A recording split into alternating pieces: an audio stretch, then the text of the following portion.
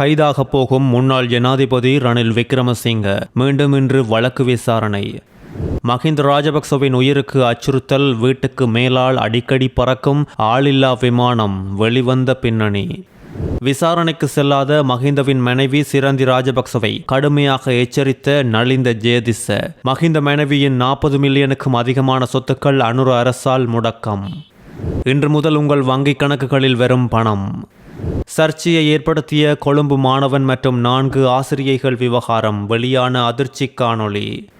அம்பலாங்குடை துப்பாக்கி சூட்டில் இளைஞனொருவர் பலி. அரசு ஊழியர்களுக்கான சம்பள உயர்வு தொடர்பில் வெளியான முக்கிய செய்தி.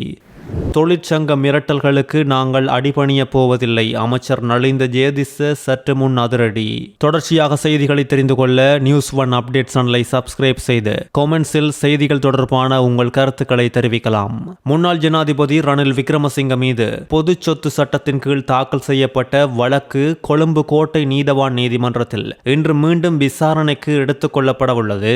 ஜனாதிபதியாக பதவியில் இருந்த காலத்தில் அவரது மனைவி பேராசிரியர் மைத்திரி விக்ரமசிங்க லண்டனில் நடைபெற்ற பல்கலைக்கழக பட்டமளிப்பு விழாவில் கலந்து கொள்வதற்கு தேவையான பணத்தை அரச நிதியில் இருந்து தவறாக பயன்படுத்தியதாக கூறி இந்த வழக்கு தாக்கல் செய்யப்பட்டுள்ளதோடு கடந்த 2025 ஆகஸ்ட் 22 குற்றப்புலனாய்வு திணைக்களத்தில் முன்னாள் ஜனாதிபதி ரணில் முன்னிலையாகி வாக்குமூலம் வழங்கியிருந்தார். பின்னர் கைது செய்யப்பட்டு நீதிமன்றத்தில் முன்னிலைப்படுத்தப்பட்ட நிலையில் 2025 ஆகஸ்ட் 26 வரை அவரை விளக்கமறியலில் வைக்க நீதிமன்றம் உத்தரவிட்டது. பின்னர் நீதிமன்றத்தில் சமர்ப்பிக்கப்பட்ட மருத்துவ அறிக்கைகளை பரிசீலித்த கோட்டை நீதவான் நிலப்புலி லங்காபுர ரணில் விக்ரமசிங்கவை 50 லட்சம் ரூபாய் மதிப்புள்ள 3 தனிப்பட்ட பிணைகளில் செல்ல அனுமதி வழங்கியுள்ளார். அத்தோடு வழக்கை 2025 அக்டோபர் 29 ஒத்திவைத்த நிலையில் வழக்கு விசாரணைக்கு எடுத்துக் கொள்ளப்பட்ட நேரம் 2026 ஜனவரி 28 விசாரணைகளை முடிக்க நீதவான் உத்தரவிட்டிருந்தார். இந்த நிலையில்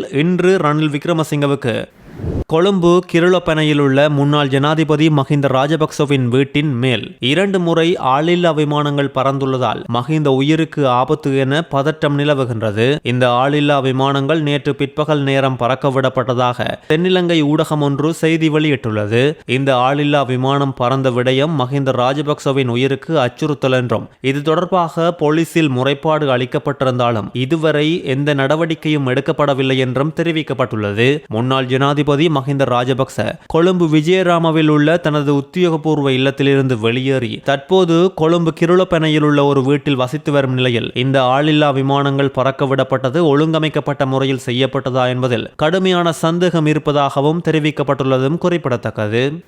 முன்னாள் ஜனாதிபதி மஹிந்த ராஜபக்சவின் பதவி காலத்தில் அவரது மனைவி சிரந்தி ராஜபக்சவினால் முன்னெடுக்கப்பட்ட சிறிலிய கணக்கு விண்ணப்ப படிவம் இப்பொழுது காணாமல் போயுள்ளதாக தெரிய வந்துள்ளது. குறித்த வங்கி கணக்கை ஆரம்பிக்கும் போது சமர்ப்பிக்கப்பட வேண்டிய விண்ணப்ப படிவம் இப்பொழுது வங்கியில் இல்லை என பொதுமக்கள் பாதுகாப்பு பிரதி அமைச்சர் சுனில் வட்டக்கல்ல தெரிவித்துள்ளார். உரிய ஆவணங்கள் இல்லாத காரணத்தால் தற்போது இந்த கணக்கின் செயற்பாடுகள் அனைத்தும் இடைநிறுத்தம் செய்யப்பட்டு முடக்கப்பட்டுள்ளதாக அவர் தெரிவித்துள்ளதோடு இந்த கணக்கு இடைநிறுத்தப்படும் போது அதில் 44 மில்லியன் ரூபாய் பணம் இருந்தது.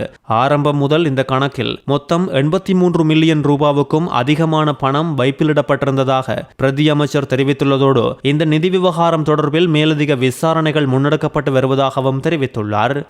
நாட்டின் சட்டத்தை மதித்து செயல்பட வேண்டிய சமூக பொறுப்பு மக்களுக்கு மாத்திரமல்ல சிரந்தி ராஜபக்சவுக்கும் உள்ளது என்று அமைச்சரவை பேச்சாளரும் அமைச்சருமான நலிந்த ஜேதிச தெரிவித்துள்ளார். அமைச்சரவை முடிவுகளை அறிவிக்கும் வாராந்த ஊடகவியலாளர் மாநாடு அரசாங்க தகவல் திணைக்களத்தில் நடைபெற்ற போது போலீஸ் நிதி குற்ற விசாரணை பிரிவில் முன்னிலையாவதற்கு மஹிந்தவின் மனைவி சிரந்தி ராஜபக்ச 2 வாரங்கள் அவகாசம் கோரியுள்ளமை குறித்து இந்த கேள்வி எழுப்பப்பட்டுள்ளது. இதற்கு பதிலளித்த அமைச்சரவை பேச்சாளர் முன்னாள் ஜனாதிபதி மஹிந்த ராஜபக்சவின் மனைவிதான் சிரந்தி ராஜபக்ச. இவர் இந்த நாட்டில் முதல் பெண்மணியாக இருந்தவர், சிறுவர் பாடசாலையை வழிநடத்துபவர். ஆகவே உரிய வகையில் விசாரணைக்கு ஒத்துழைக்க வேண்டிய பொறுப்பு அவருக்கு உள்ளது. அவர் சட்டத்தை மதித்து செயல்பட வேண்டும், இல்லையென்றால் அரசாங்கம் பார்த்துக் கொள்ளும் என்றும் தெரிவித்துள்ளார். கொழும்பில் உள்ள பிரபல பாடசாலை ஒன்றின் சிரேஷ்ட மாணவ தலைவர் ஒருவரின் 4 ஆசிரியர்களுடனான மோசமான செயல் பரபரப்பை உண்டாக்கியுள்ளதோடு குறித்த காணொளிகளும் சமூக வலைதளங்களில் வெளியாகியுள்ளது. 3 வாரங்களுக்கு முன் குறித்த மாணவனிடமிருந்து தொடர்புடைய காணொளிகளை இணையதளத்திலிருந்து நீக்குமாறு கோரிக்கை முன்வைக்கப்பட்டதாக மூத்த CID அதிகாரி ஒருவர் உறுதிப்படுத்தியுள்ளார். இந்த மாணவன் அந்த பாடசாலையில் உள்ள 4 பெண் ஆசிரியர்களுடன் சமூக பிறழ்வான நடத்தையில் ஈடுபட்டு காணொளி அழைப்பு மூலம் அவர்களோடு கதைத்து அந்த காணொளிகளை பதிவு செய்து வைத்துள்ளார். குறித்த சிக்கலுக்குரிய மாணவன் பாடசாலையின் தலைமை மாணவ தலைவராக இருந்த நிலையில் இப்பொழுது அவர் அந்த பதவியில் இருந்து நீக்கப்பட்டுள்ளதாகவும் தொடர்புடைய பெண் ஆசிரியர்களை பணியிடை நீக்கம் செய்துள்ளதாகவும் தெரிவிக்கப்பட்டுள்ளது. 4 பெண் ஆசிரியர்களையும் அந்த மாணவன் தவறாக வழிநடத்தி ரகசியமாக காணொளிகளை பதிவு செய்துள்ளதாக தெரிவிக்கப்பட்டுள்ளது. அத்துடன் பதிவு செய்யப்பட்ட காட்சிகள் வேறு தரப்பினரால் இணையத்தில் கசியவிடப்பட்டதாக தெரிவிக்கப்படும் நிலையில் பாடசாலை அமைந்துள்ள பகுதியில் உள்ள போலீஸ் நிலையங்களுக்கு இதுவரை இது தொடர்பில் எந்த அதிகாரப்பூர்வ முறைப்பாடுகளும் கிடைக்கவில்லை. ஆனாலும் இந்த சம்பவம் ஒரு வருடத்திற்கு முன்பு நடந்ததாகவும் தற்போதே தகவல் வெளியாகியுள்ளதாகவும் இதனைத் தொடர்ந்து பாடசாலையில் உடன் நடவடிக்கை எடுக்கப்பட்டதாகவும் தெரிவிக்கப்பட்டுள்ளது. தொடர்புடைய மாணவர் சுமார் 3 வாரங்களுக்கு முன்பு இலங்கை கணனி அவசர நடவடிக்கை பிரிவில் இந்த காணொளி விவகாரம் குறித்து முறைப்பாடை பதிவு செய்துள்ளார். சம்பந்தப்பட்ட காணொளிகள் பிற தரப்பினரால் வெளியிடப்பட்டுள்ளதாகவும் தனது தனியுரிமையை பாதுகாக்க அவற்றை உடனடியாக நீக்க வேண்டும் என்றும் அந்த மாணவர் கோரியுள்ளார். குறித்த சம்பவத்தை தொடர்ந்து அந்த மாணவர் உள்ளிட்டோருக்கு எதிராக விசாரணைகள் முன்னெடுக்கப்பட்டு வருவதும் குறிப்பிடத்தக்கது. அஸ்வசும நலன்புரி திட்டத்தின் 1வது மற்றும் 2வது கட்டங்களின் கீழ் தகுதி பெற்றுள்ள பயனாளிகளுக்கான ஜனவரி மாதத்துக்கான கொடுப்பனவுகளும் 2 கட்டங்களுக்குமான ஜனவரி மாத முதியோர் கொடுப்பனவுகளும் அவர்களின் வங்கி கணக்குகளில் இன்று வைப்பிலிடப்பட உள்ளது. அத்தோடு அஸ்வசும 1ஆம் கட்டத்தின் கீழ் 14,15,584 பயனாளி குடும்பங்களுக்கு 1,123 கோடியே 47,13,750 ரூபாய் நிதி அவர்களின் வங்கி கணக்குகளில் வைப்பிலிடப்பட உள்ளதோடு அஸ்வசும 1ஆம் கட்டத்தின் கீழான ஜனவரி மாத முதியோர் கொடுப்பனவாக 6,18,440 பயனாளிகளுக்கு 309 கோடியே 22 லட்சம் ரூபாய் நிதி வைப்பிலிடப்பட உள்ளது. அஸ்வசும 2ஆம் கட்டத்தின் கீழான ஜனவரி மாத முதியோர் கொடுப்பனவான 68,183 பயனாளிகளுக்கு 34 கோடியே 9 லட்சத்து 15,000 ரூபாய் நிதி விநியோகிக்கப்பட்டு அவர்களின் அஸ்வசும கணக்குகளில் வைப்பிலிடப்பட உள்ளதாக நிதியமைச்சு தெரிவித்துள்ளது. அஸ்வசும 2ஆம் கட்டத்தின் ஜனவரி மாத கொடுப்பனவாக 2,48,454 பயனாளி குடும்பங்களுக்கு 223 கோடியே 51 லட்சம் ரூபாய் வைப்பிலிடப்பட உள்ளதும் குறிப்பிடத்தக்கது. காலியின் அம்பலாங்கொடை சுனாமி வத்த பகுதியில் நேற்று இரவு துப்பாக்கி சூட்டில் 28 வயதுடைய இளைஞர் ஒருவர் உயிரிழந்துள்ளதாக போலீஸ் ஊடகப் பிரிவு தெரிவித்துள்ளது. அம்பலாங்கொடை சுனாமி வத்த பிரதேசத்தில் இடம்பெற்ற நிகழ்வொன்றில் இளைஞர் ஒருவர் இனம் தெரியாத நபர்களால் துப்பாக்கி சூட்டுக்கு இலக்காக உயிரிழந்துள்ளார். துப்பாக்கி சூட்டில் முன்பு காயமடைந்தவர் பலப்பெட்டிய வைத்தியசாலையில் அனுமதிக்கப்பட்ட நிலையில் சிகிச்சை பலனின்றியே உயிரிழந்துள்ளார். இவ்வாறு உயிரிழந்தவர் கல்லப்புட பிரதேசத்தை சேர்ந்த 28 வயதுடைய இளைஞர் என்பதும் குறிப்பிடத்தக்கது. வைத்தியர்கள் உட்பட அனைத்து அரச சேவைக்கும் 2026ஆம் ஆண்டில் வழங்கப்பட்ட அடிப்படை சம்பள அதிகரிப்பிற்காக அரசாங்கத்திற்கு 220 பில்லியன் ரூபாய் மேலதிக நிதியை செலவிட நேரிட்டுள்ளதாக சுகாதார அமைச்சரும் அமைச்சரவை பேச்சாளருமான நலிந்த ஜேதிஸ தெரிவித்துள்ளார். இன்று நடைபெற்ற அமைச்சரவை முடிவுகளை அறிவிக்கும் ஊடகவியலாளர் சந்திப்பில் இதனை தெரிவித்துள்ளார். வைத்தியர்கள் உட்பட நாட்டின் ஒட்டுமொத்த அரச ஊழியர்களுக்கும் நாங்கள் இந்த மாதத்திலும் அடிப்படை சம்பள அதிகரிப்பை மேற்கொண்டுள்ளோம். இந்த அடிப்படை சம்பள அதிகரிப்பிற்காக மட்டும் இந்த வருடத்தில் 220 பில்லியன் ரூபாய் செலவு 2025ஆம் ஆண்டில் 110 பில்லியன் ரூபாய் செலவாகியுள்ளது. இந்த வருடம் 220 பில்லியன் ரூபாய் செலவாகின்றது. 2027ஆம் ஆண்டில் 330 பில்லியன் ரூபாய் செலவாகும் என்றும் தெரிவித்துள்ளார். இந்த அடிப்படை சம்பளத்துக்கு அமைவாக மேலதிக நேரம் அதிகரிக்கின்றது. ஏனைய மேலதிக நேர கொடுப்பனவுகளும் அதிகரிக்கின்றது. விடுமுறை தின கொடுப்பனவுகள் அதிகரிக்கின்றது. இவற்றை நாட்டின் பொருளாதார நிலைமைக்கு சார்பாகவே செய்ய முடியும் என்று நலிந்த ஜேதிஸ மேலும் தெரிவித்துள்ளார். பாடசாலை மாணவர்களிடையே பரவி வரும் போதைப் பொருள் தொடர்பில் போலீசார் கடும் அவதானம் செலுத்தி வருவதாக போலீஸ் ஊடக பேச்சாளர் FU வுட்லர் தெரிவித்துள்ளார்.